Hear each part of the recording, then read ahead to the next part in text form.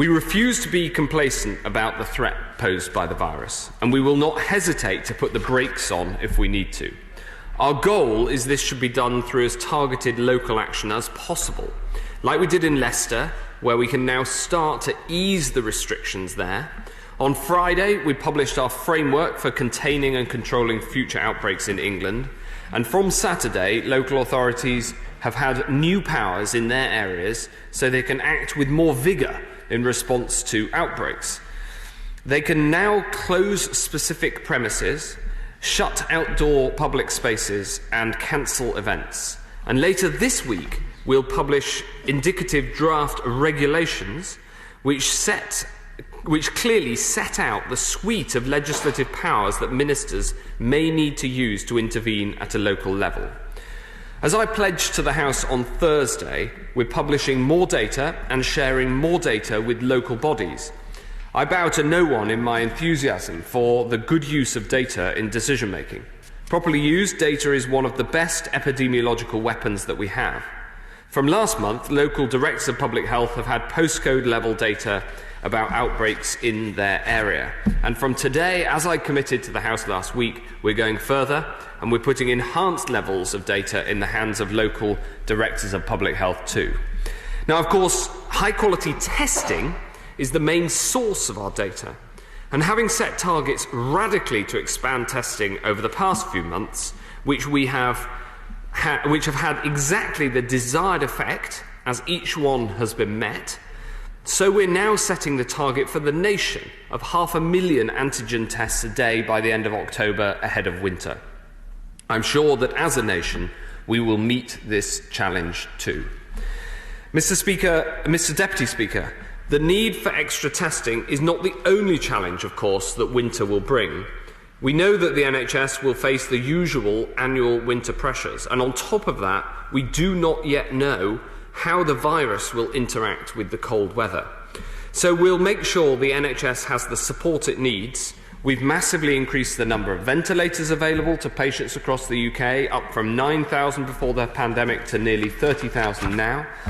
We've now had an agreed supply of 30 billion pieces of PPE, and we'll be rolling out the biggest ever flu vaccination programme in our country's history. To support this, I've agreed with the Chancellor of the Exchequer the funding necessary to protect the NHS this winter too. We've already announced £30 billion for health and social care, and we will now provide a further £3 billion on top of the £1.5 billion capital funding announced a fortnight ago.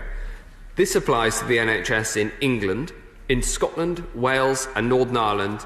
They will also receive extra funding. This means the NHS can keep using the extra hospital capacity in the independent sector, and that we can maintain the Nightingale hospitals, which have provided so much reassurance throughout the pandemic, at least until the end of March. We have protected the NHS through this crisis, and this support will help us to protect the NHS in the months ahead. Mr. Deputy Speaker, we all know, though, that over the long term, the best solution to this crisis would be a vaccine. And here I'm delighted to say that Britain continues to lead the world. Two of the leading vaccine developments are taking place in this country at Oxford and Imperial, both supported by government funding and the British life science industry. Today, Oxford published a very encouraging report in The Lancet showing that its phase 1 and 2 trials are proceeding well. I can report to the House that the trial shows that the Oxford vaccine produces a strong immunity response in patients in terms of both antibody production and T-cell responses, and that no safety concerns have been identified.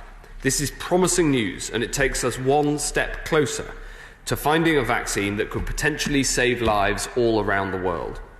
The UK is not just developing world-leading vaccines, we're also putting more money into the global work for a vaccine than any other country. And with like-minded partners, we're working to ensure that whoever's vaccine is approved first, the whole world can have access. We reject narrow nationalism. We support a global effort because this virus respects no borders and we are all on the same side. This morning, I held a global conference call with other health leaders, including from Germany, Australia, Canada, Switzerland, the United States, and others, to discuss the need for global licensing access for any successful vaccine. Here at home, as well as our investment in research, we're also working hard to build a portfolio of the most promising new vaccines, no matter where they're from. We've already secured 100 million doses of the Oxford vaccine if it succeeds, and I can tell the House today that the government has secured early access to 90 million further vaccine doses, 30 million from an agreement between BioNTech and Pfizer, and 60 million from Valneva. We're getting the deals in place so that as soon as we know if a vaccine is safe and effective, we can make it available for British citizens as soon and as is humanly possible. Mr. Deputy Speaker, another long-term solution to eliminating this virus's negative effects is through developing effective treatments. It was British scientists, backed by UK government funding, who led the first robust clinical trial to find a treatment proven to reduce the risk of dying from COVID, dexamethasone. And now we have preliminary results from a clinical trial of another treatment known as SNG-001, created by Southampton-based biotech firm Synergen. Initial findings based on a small cohort suggest it may reduce the chance of developing severe disease substantially and could cut hospital admission time by a third. The data still needs to be peer-reviewed, and we're supporting a further large-scale trial, but these preliminary results are a positive sign.